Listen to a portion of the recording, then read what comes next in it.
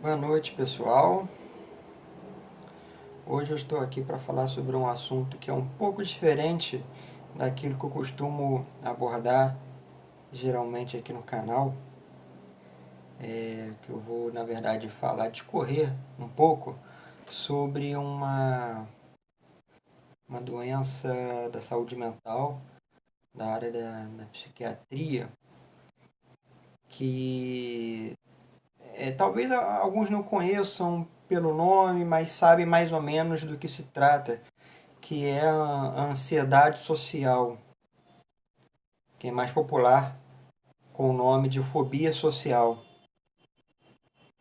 Ela tem um CID, quer dizer, ela está catalogada dentro de um catálogo internacional de doenças. Ela está bem lá, bem caracterizada. E todo mundo conhece aquela história do cidadão que não consegue amigos, que vive isolado, que tem depressão, que não consegue se relacionar com as pessoas. Isso pode ser fobia social. Claro, pode ter uma outra doença aí, pode ter uma depressão como comorbidade, mas pode ser fobia social. Fobia social, ele é muito diferente da timidez, simplesmente. Porque uma pessoa pode ser tímida, ela pode ter um certo retraimento no contato social, mas na medida que isso começa a ser excessivo, na medida que isso começa a dificultar de fato as relações, onde as pessoas não conseguem às vezes nem sair de casa, então isso extrapola os limites da simples timidez e passa a ser uma fobia de fato. É interessante porque quando a gente fala em fobia social, a gente não leva em consideração a seguinte coisa: existem graduações, quer dizer, nem todos os fóbicos agem da mesma forma. Você pode encontrar fóbicos sociais que não conseguem sair de casa, às vezes não conseguem sair do próprio quarto. Tem alguns, até outros que conseguem sair de casa, mas tem uma dificuldade, por exemplo, em atender telefone. Existem aqueles outros que têm dificuldade em escrever na frente dos outros. Existem outros que têm dificuldade, por exemplo, em andar sozinho na rua, porque logo são cometidos por aquela crise de ansiedade que pode desembocar para uma crise de pânico. E ele se vê numa grande rascada, porque ele não vai saber como lidar com isso. O batimento ele começa a ter taquicardia, o batimento cardíaco começa a acelerar, começa a ter suor, tremedeira, sensação de desmaio. Então existem várias graduações. Alguns podem, por exemplo, fazer brincadeiras, podem fazer piadas. Outros não vão conseguir levar isso muito bem, não vão conseguir digerir isso. Vão achar que a vida é algo muito sério, algo muito centrado, muito rígido. São pessoas mais centradas. Isso provoca também afastamento social. O fato é o seguinte, é que o fóbico social ele tem uma característica que os psicólogos, por exemplo, né, eles vão dizer que é uma disfunção cognitiva. Eu, pessoalmente, não gosto dessa palavra. Eu acho que disfunção cognitiva é algo muito pesado e eu gosto de falar que existe uma, uma falsa interpretação do mundo. Interpretação no sentido de que os fóbicos sempre têm uma percepção muito negativa do mundo.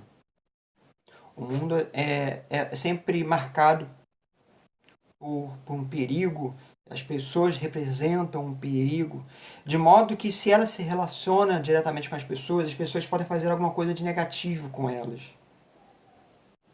Então ela se retrai.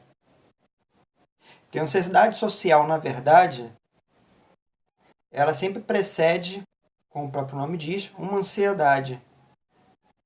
Ela antevê que algo negativo vai acontecer com você, na medida que você se coloca nas situações. Na medida que o mundo é ruim, que o mundo é mau, que as pessoas vão sempre sacanear você, você antevê isso, você prevê isso e faz com que você então se afaste do contato com as pessoas, para que você possa se preservar. Se o mundo é tão mau assim, se as pessoas são tão cruéis assim, você se afasta do contato, porque se afastando, você consegue pelo menos, se não ser feliz, pelo menos produzir um estado de mais tranquilidade, na medida em que você se preserva. Só que aí você tem o efeito contrário, porque se afastando, não se permitindo relacionar, desfrutar do convívio com as pessoas, você pode desenvolver aí aquilo que vamos chamar também de distúrbio afetivo, transtorno afetivo, de humor, né? Porque você pode ter só a depressão, um quadro maníaco-depressivo de fato, né? Intercalado entre mania, que é a euforia, e a depressão. Geralmente é mais para depressão, né? É um transtorno unipolar, ele não é bipolar, ele é unipolar.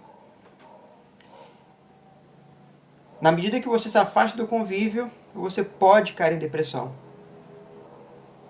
O mundo é muito ruim, então eu me afasto das pessoas. E me afastando, eu caio em depressão. Porque eu deixo de vivenciar coisas com as pessoas. O mundo é tão ruim, mas tão ruim, que eu mesmo me torno ruim. Na medida que eu me torno amargurado pelo mundo. Eu me fecho num quarto de tanta amargura que eu tenho. Pelo mundo ser ruim.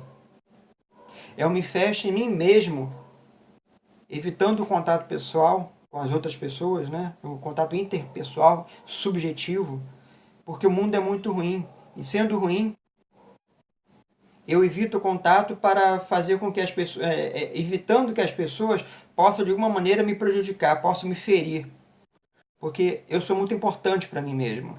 Sendo muito importante para mim mesmo, eu não posso nunca permitir que as pessoas possam me ferir, que as pessoas possam me conhecer e me conhecendo tenham a oportunidade de me ferir, ou de fazer qualquer coisa que seja ruim para mim, possam zombar de mim, possam me ridicularizar. Daí nasce em algumas pessoas uma tendência, uma necessidade muito forte, por exemplo, de ser perfeita, né? Algumas pessoas são muito rígidas, acabam indo para uma via de compensação, que é o perfeccionismo. Se eu antecipo que as pessoas são ruins, que as pessoas vão me criticar, que as pessoas vão fazer sempre algo negativo comigo, eu vou tentar ser perfeito para que, sendo perfeito, eu tenha com que me recriminar. Sendo perfeito, as pessoas não vão me sacanear e vão sempre me amar, vão me elogiar. Perceba, isso acontece em função da minha visão de mundo, porque o mundo é sempre mal. Sendo mal, eu tento contrapor isso sendo perfeito em alguma coisa, seja no estudo, seja tocando instrumento, alcançando a santificação, se você for um religioso, por exemplo. De alguma forma você tenta uma compensação psíquica. Porque tendo com essa compensação, as pessoas não vão sacanear você. As pessoas não terão motivos para sacanear. Por que as pessoas sacaneariam se você é tão bom naquilo que você faz? Se você toca uma guitarra tão bem, se você é um ótimo matemático, se você é um funcionário exemplar. Existe uma tentativa, então, de você ser tipo um robozinho, certinho, caricato, sem perfeito nenhum, sem erro nenhum, sem imperfeição nenhuma. Se você for um religioso, existe a tendência de você ser, por exemplo, um beato. Sabe como é que é aquele beato de igreja? Que acha que tudo é pecado? E aí você tem que se afastar do pecado do mundo, para que, se afastando do pecado do mundo, você possa alcançar a redenção. Porque o mundo é mau, mas você tem que alcançar a santificação. É uma forma de compensação. E se você, através dessa compensação, se você não for agraciado pelos homens, será pelo menos por Deus, que é o único que é capaz de compreendê-lo. De uma certa forma, existe até existe um narcisismo aí. Existe um egocentrismo aí. As pessoas são verdadeiras filhas das putas. E só Deus, em sua infinita misericórdia, será capaz de me entender. Por isso eu vou me esforçar para ser bom, para ser santo, para ser puro. Porque sendo puro eu alcanço o reino dos céus. Agora existe o contraponto disso. Algumas pessoas, quando elas conseguem, por exemplo, se desvencilhar disso, elas vão para o ponto oposto. Então, se um dia ela quis ser um santo, no outro dia existe uma tendência dela ser mundana, por exemplo. Ser rebelde, sabe aquele adolescente sem causa? Aquele rebelde sem causa, né? É o adolescente, o revolucionário hormonal, o adolescente hormonal, tá sempre cheio de testosterona no sangue, e que acha que pode mudar o mundo. Já que o mundo é tão filho da puta assim, vou tentar mudar o mundo. Então você questiona tudo. Você questiona todas as autoridades, questiona o pai, questiona a mãe, questiona o empregador. O mundo é um verdadeiro filho da puta, porque a minha visão de mundo é essa. Eu me afastei tanto das pessoas, eu me afastei tanto do contato pessoal, que eu posso começar a criticar as pessoas. Eu posso começar a achar que as pessoas são tão filhas das putas assim, que elas merecem a minha crítica. Que elas merecem tudo aquilo de ruim que eu possa fazer. Porque na verdade eu sou crítico. As pessoas não são. E sendo crítico, eu posso falar o que eu bem entender, o que eu quiser das pessoas. De um modo geral, essas são algumas perspectivas que o fóbico social traça a respeito do mundo, a respeito das pessoas. Mas existem outras coisas que a gente pode pensar também. Porque talvez o mundo não seja assim tão mal. Talvez a minha visão seja realmente um pouco distorcida. Eu costumo ser bem existencialista, né? Nesse sentido. Eu gosto muito de um filósofo chamado Michel Onfray, e ele é herdeiro de Nietzsche. Então por exemplo, eu tenho uma certa dificuldade com tendências que são muito deterministas. Eu digo isso porque existem algumas tendências, por exemplo, que vão dizer que a fobia social ela tem características genéticas, né? Meus pais têm isso, tiveram isso. Então, de uma certa forma, eu trouxe isso. Isso está nos meus genes. Eu não gosto muito dessa visão. Eu acho que isso fecha muito todas as possibilidades. E o homem, acho que ele é muito complexo, muito grande para que você possa fechar dessa forma. Eu gosto de pensar como um Fry. A nossa vida é um livro. É um livro que está sendo escrito ainda. É um romance autobiográfico que ainda está sendo escrito. Eu posso escrever esse romance da forma com que eu bem entender. Já que ele ainda está em aberto, ainda são muitas páginas em branco, e eu ainda estou escrevendo, eu posso dar o contorno para esse personagem da forma que eu quiser. Eu posso, por exemplo, decidir com que ele não fique tão isolado. Eu posso decidir que esse personagem que eu estou escrevendo, ele possa ter um final feliz.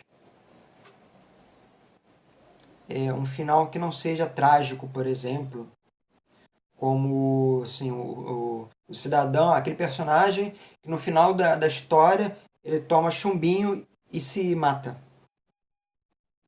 Porque o mundo é tão filho da puta que então ele não merece ser vivido. Então, para que eu vou viver assim? Então ele se mata. Mas eu acho que, como o livro ainda está sendo escrito, talvez você possa pensar num outro final para esse personagem. Já que o livro ainda está sendo escrito, talvez você possa pensar num final mais feliz,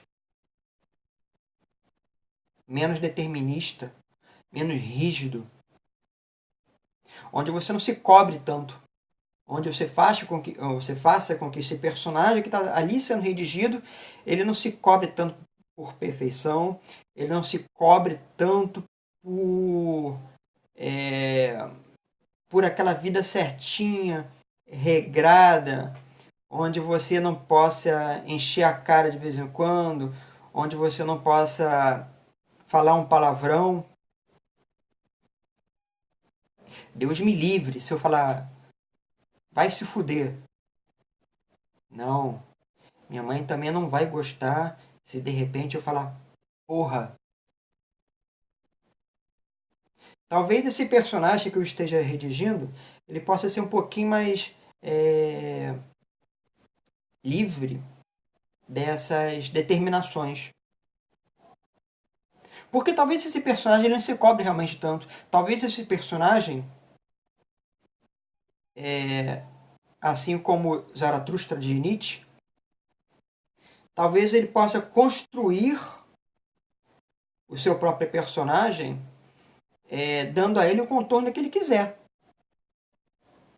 Eu posso escrever, por exemplo, que no próximo carnaval esse personagem ele vai sair no bloco das piranhas. Eu posso fazer com que esse personagem ele seja esculpido. Sabe uma obra de arte? Sabe uma escultura? Tenta imaginar uma escultura daquelas bonitas da Grécia, com os corpos perfeitos, né? Tenta imaginar Apolo. Apolo, geralmente, ele é muito bem esculpido, né? Mostra os músculos, mostra tudo aquilo que é maravilhoso de se ver. O escultor realmente, eles são muito perfeitos, né? Os escultores helenistas. Tenta imaginar, por exemplo, que esse personagem ele vai ser esculpido. Então você dá o contorno que você quiser para esse personagem.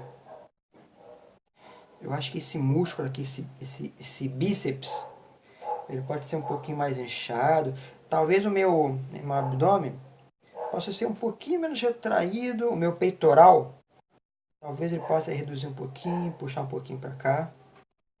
Isso porque o contorno, já que eu estou construindo esse personagem, eu estou moldando esse personagem, já que eu sou o escultor de mim mesmo, eu possa fazer com que esse personagem seja da forma que eu quiser.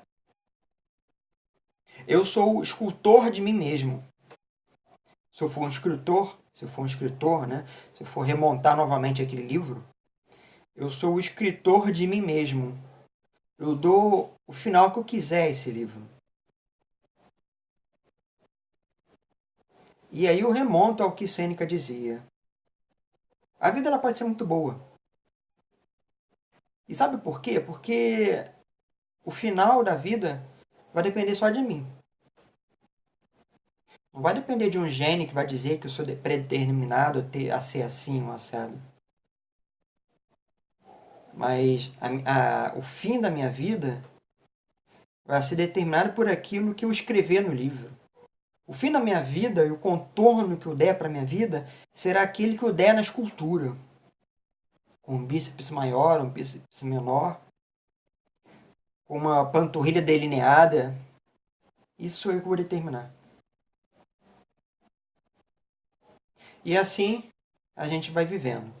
Vai vivendo vai buscando essa remodelar essa visão de mundo, que no fundo, significa remodelar a nós mesmos. Porque nós estamos sempre sendo escritos. O livro ainda está aberto, a escultura ainda não foi terminada. Nós podemos fazer o que nós quisermos. A escolha é só nossa.